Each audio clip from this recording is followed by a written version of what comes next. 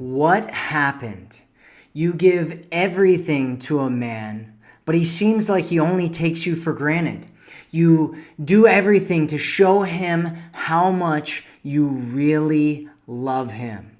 But no matter what you do, no matter how much you show him that you love him, he just doesn't seem to love you back the same way. Or even worse, maybe he starts to lose interest. He starts to lose his desire for you, and he starts pulling back. And it seems like no matter what you do, no matter how much you show him that you love him, no matter how much you give and prove to him or convince him or any of those things that you guys are right for each other, that you really love him, that you're giving him everything, it doesn't really matter.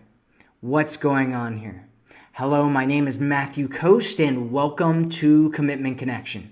Today, I'm going to be talking about the dark truth about what makes a man fall in love. So I had this client not too long ago, and her name's Sarah. And Sarah, she came to me because she was so confused about what was going on. Over the last few years, she had seen all these different guys. She was kind of going in and out of these kind of friend with benefits, hookup type situationships. And, for a while, she felt like she couldn't even get a second date from a guy. And then finally, a guy came into her life and she really liked him. And they got along and everything was really great and passionate for I think it was about a month and a half, something like that. And then he started pulling away. And she started kind of chasing after him, right? Telling him how much she likes him, calling him more often, connecting with him. She started telling him how much she loved him and all these things. She was cooking him dinners. She was doing all this stuff, right? And she was trying to prove that she really loved him. And she really believed in her mind that if she just showed him how much she cared, showed him how much she loved him, that he would love her back the same way in return. But no matter how much she did, it seemed like he kept pulling away until eventually she got that call where he wanted to break up with her. And she was just completely confused because they weren't even committed. They weren't even in a real relationship. And he was breaking up with her. And so she came to me just to try to figure out what was going on, what's going on here. And it's a very common situation that I get with a lot of women that come to us. They come to me and they're just like, hey, I've been doing all these things. I'm doing everything. And it's like he's slipping away or he disappeared or now he's gone. And one of the things that you have to realize about love with a man is that it's very, very counterintuitive for most people. Doing everything for him will never make him love you. That is not what makes him fall in love. Women who work with me, they know one thing very, very specific, and it's this. His investment in you is far more important than your investment in him. Him doing things, him showing you love, him doing all this stuff is far more likely to make him fall in love than if you're doing all those things for him. It's called the investment principle. And so what ended up happening with Sarah was that I ended up working with her, and I worked with her mindset. I worked with her on this principle of an investment because it's so, so, so vitally important, especially in the initial stages of dating. And what ended up happening with her was she ended up meeting another guy, and he ended up falling head over heels in love with her, which was so kind of foreign to her because she had been through all these situations where she couldn't even get on second dates most of the time, and guys were pulling away, and then all of a sudden this guy was falling in love with her. But she realized that he wasn't really the right guy for her because he was the whole script got flipped, right? You don't want any time where somebody is doing everything. You don't want that, right? There's one side where you're doing everything, and so you're totally in love because you're investing in him, and so you're getting more attached, and you're justifying why you really like him. And then there's the flip side where the guy's doing everything, and he's falling in love, but you're kind of not really that attached, not really all that into him, but he's falling in love and getting attached and rationalizing why he likes you so much. And you really want something in the middle ground, right? You want something in the middle. And because it's that middle ground that keeps you both connected to each other and both really in love with each other. And so what ended up happening actually eventually with Sarah was that her ex ended up contacting her back, and it was really interesting because the whole dynamic of their relationship completely switched after she started using these principles. And what ended up happening was right now, it's only been a few weeks since this ended up happening, but right now what they're in, her and her ex are in, is this situation where there's a strong pull, right? There's a strong dynamic where they're both really into each other because she was already invested, she was already attached, and he came in and he started investing, he started doing all these things, and so so he ended up starting to like her, and he was like, wow, there's something really different about you. This, I don't know. I felt this way before, but I don't know, things are different now. And so we'll see how things end up playing out with her, but it looks a lot better from the standpoint of where she is right now because he's investing, she's not doing all the investing, she's not trying to prove to him, she's not trying to convince him, all of those different things. And so how do you get into a situation like this? This is the real question, right? So how do you connect with a guy in a situation like this where he falls in love, he invests, he gets attached, he starts chasing, he really likes you a whole lot, and he allows himself to fall in love and wants a committed relationship, wants something real, wants to create a real relationship with you in this age when everybody's just hooking up and hanging out and doing all these things together that aren't real relationships. So how do you do this? So let's talk about it. The number one way, the number one most important thing to do is something that we've talked about before, I've talked about on here before, and it's this concept of leaning back. And so leaning back is a concept that I talk about in great detail in another video. It's called How to Lean Back and Get a Guy to Chase You.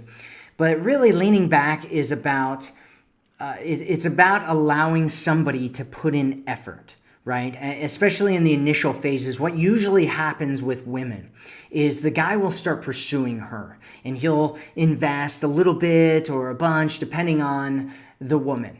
And then what ends up happening is that after a while, the woman starts getting attached and then she starts doing a bunch of things and the dynamic flips.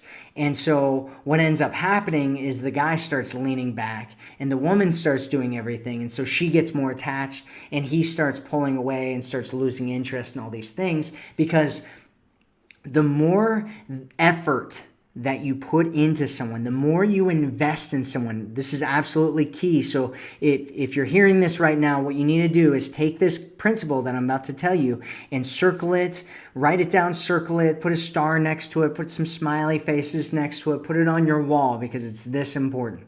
The more effort and investment that somebody puts in, the more that they will value the other person.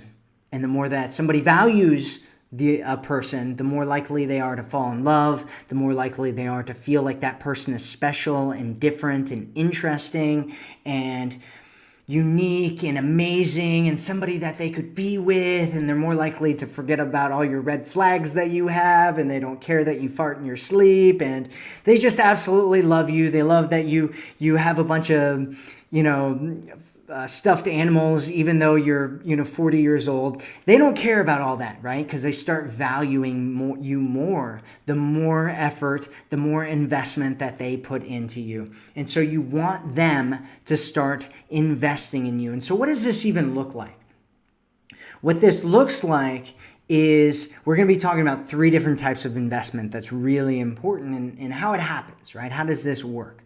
So the first one is the investment of conversation. And this one's really important, especially if you're in the initial dating phases. Just the initial dating phases, maybe it's the first or second or third or fourth time that you're hanging out with a guy.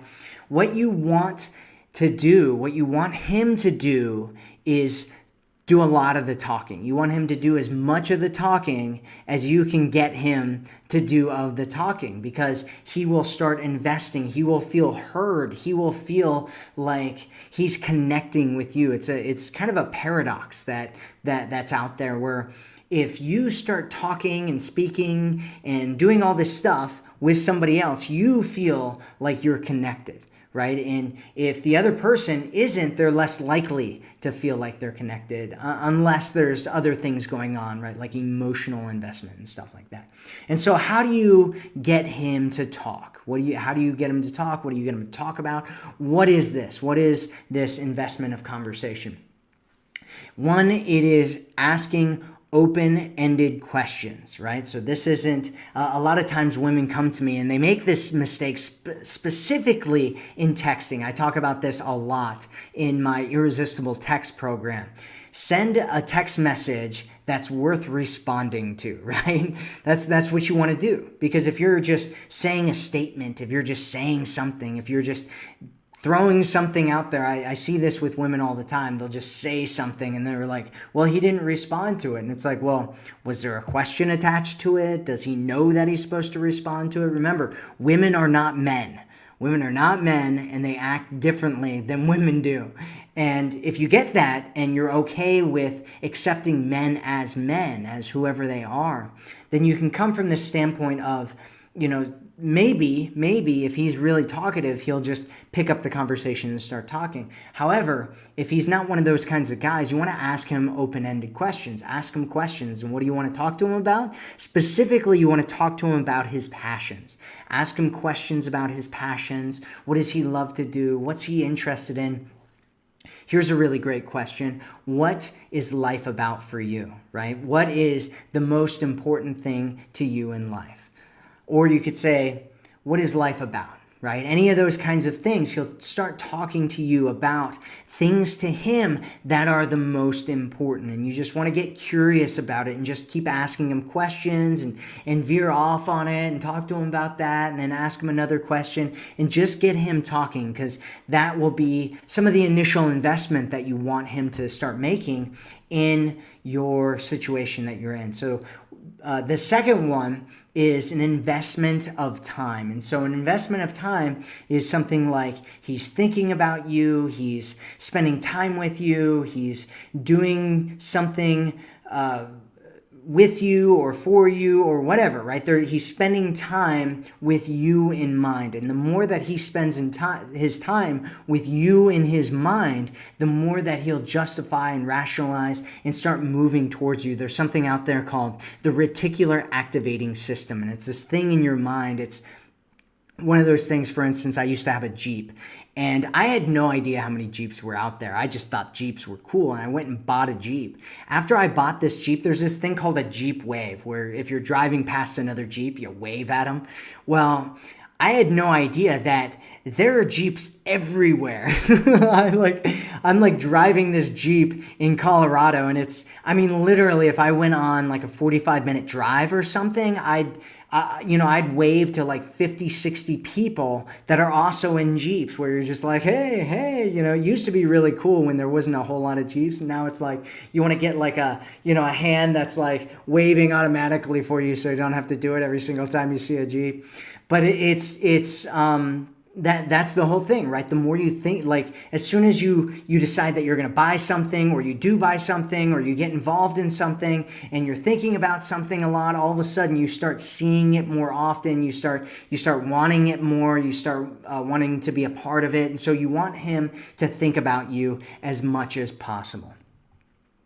And then the next one, the third type of investment here, is an investment of energy. And so you want him to do things for you. You want him to go and see you. You want him to pick up things. You want him to do little favors, right? Help you out whenever he can, right? If you guys have been, it's better too if maybe you guys have been seeing each other for a little bit and you're like, hey, can you pick up this from the store? Can you do this? Can you help me with this? Right? Just different things, right? Men love to help women. They love, it just makes them feel like, I'm coming in to help, right? And so they puff their chest out and they're like, you need some help, ma'am? I will come and help you, right? And so they come and run over and help. And it actually makes them more invested in you the more that they help you. And so you want him to help you whenever you get the chance. You want him to move long distances to see you. You want him to initiate contact. You want him to take risks and do things to help you and for you. Because the more that he does that, the more he'll rationalize in his mind how much he really likes you and how much he thinks about you. And so my suggestion is that you do that kind of stuff as much as you possibly can. And so investment of energy. The fourth one is an investment of emotion. And so how does an investment of emotion work? How do you create that with a man? This is really the most important thing, is creating a positive association to you. And to some extent, it's not even just positive. It's taking him through a range of emotions. I call this the emotional range principle. And basically what is happening here is you want him to feel different types of emotions around you. And there's a whole bunch of different ways that you can do this. You can just be and do events that make him feel different emotions. Like, let's say that you go and try something new that you've never done before. Like, let's say that you go out and learn swing dancing. And he's never swing danced before. He's going to feel a whole bunch of different emotions from swing dancing. Hopefully, overall, it's a positive experience because you want him to feel a positive emotional connection with you. And so you want a lot of positive things to happen. And I could sit here and talk for hours about how to create a positive emotional connection. But the point is that you want him to experience emotion. Other ways is, one of the best ways to do this is to ask questions, right? Because whatever you focus on, you feel. And so if you want to change his focus, the fastest and easiest way to do that is to ask him questions. Just ask him questions about, things that are going on in his life. What is he excited about? What's going on with him? What's he afraid of? What's, just different things, right? Just find different emotions. Like, do you ever get sad about anything, right? And as soon as you ask him a question, if he can find a time in his life through his mind where he experienced that, what's going to end up happening is he will relive it to a certain extent. And the deeper that he relives it, the more that he will feel that emotion. And the more emotions that he feels around you, the more connected he will be to you, and the deeper he will be willing to fall in love. Another one is sharing vulnerabilities. And you want to start out really... Sometimes I have women that are like, they just want to vulnerabilities onto a guy, and you don't want to do that. You want to start out really kind of on a surface level and just talk about things that maybe you're a little bit embarrassed of, or you do that's kind of nerdy or stupid or whatever, but you like being a nerd and all that kind of stuff. And then ask him if he's, kind of nerdy in any way, or he has anything going on with him, right? And just connect with him on light vulnerabilities. Eventually, at some point, you'll probably talk about more deeper vulnerabilities where you guys can connect with each other through that. And that's really, really powerful as well. And that's really what you want to do.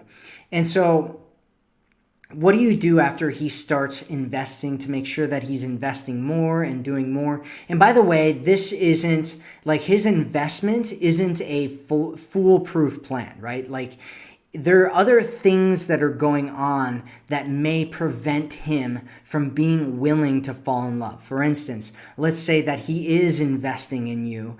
Naturally, he'll want to connect with you more and want to fall in love and want to do all these things. However, he may have insecurities, because guys have just as many insecurities as women have. And we're just typically better at pretending like we don't.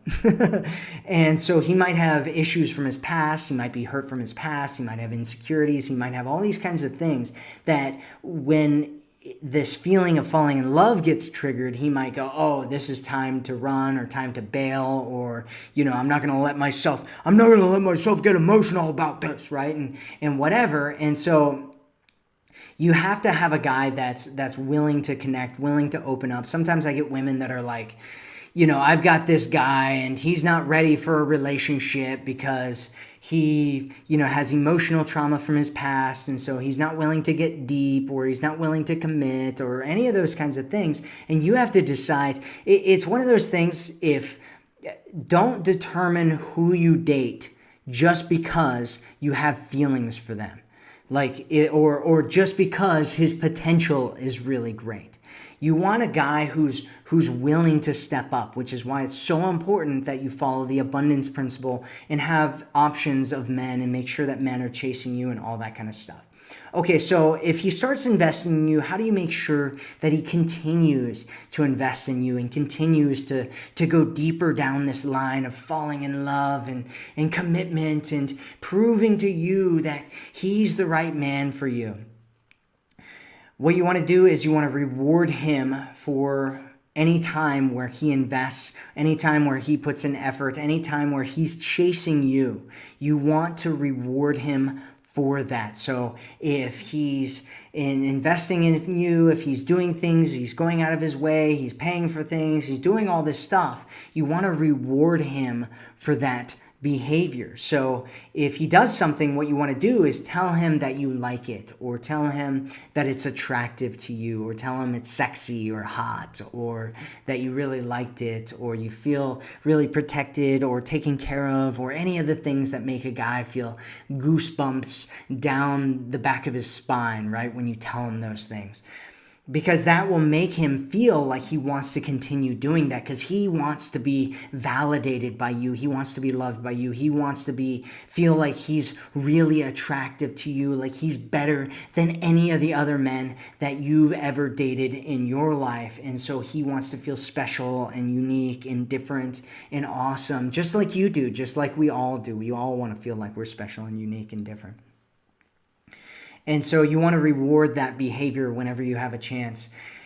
And then the last thing here that we're really going to be talking about is believing in your own value. Because if you don't believe in your own value, it doesn't matter how much he invests in you, and it doesn't matter what he does, all that kind of stuff, because you won't feel like you're really worth it.